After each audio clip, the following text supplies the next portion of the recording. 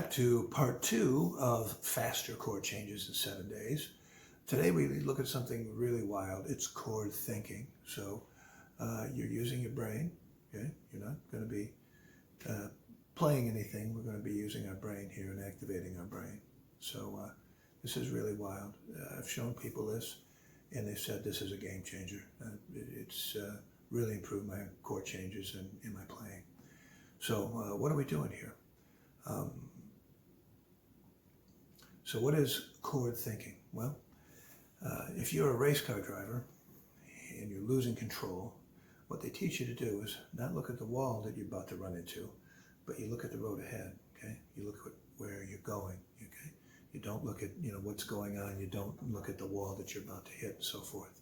You're looking at the road ahead. Okay, I was taught that in driver's ed too. So you look at the big picture. You look at the road ahead. You don't just look at the lines in the road ahead of you. You look. You're going to get the big picture here.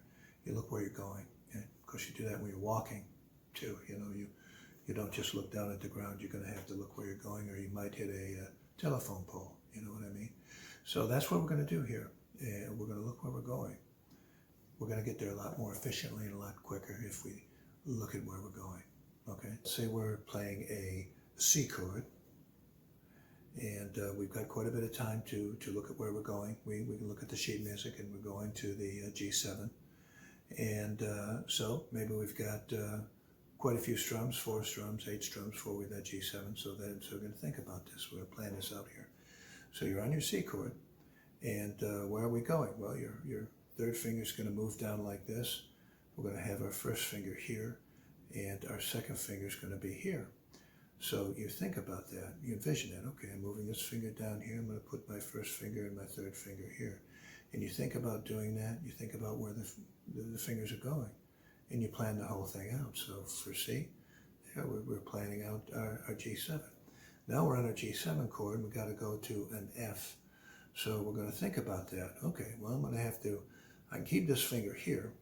I'm just going to be moving that first finger down there to get to that F chord. So we plan the whole thing out. We don't have to do a whole lot. We're just going to keep this finger here. We're going to move that finger down to that F. Okay? So that's chord thinking.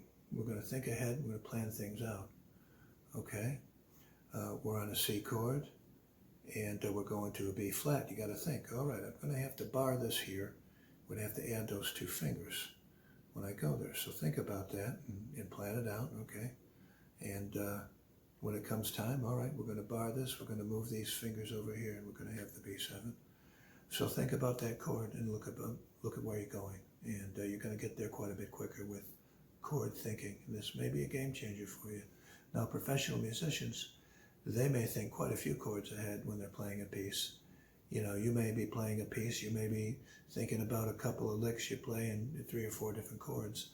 And when you think about that and map that whole thing out, you got a plan. You got a plan to get there. And the idea here is you're not going to get there without a plan. So there you have it. That's chord thinking. All right. Do this along with what we learned last time. And you're going to really have fast chord changes when you're done with this. And we'll see you next time in the next video, and we'll learn something else to spice up your chord change speed.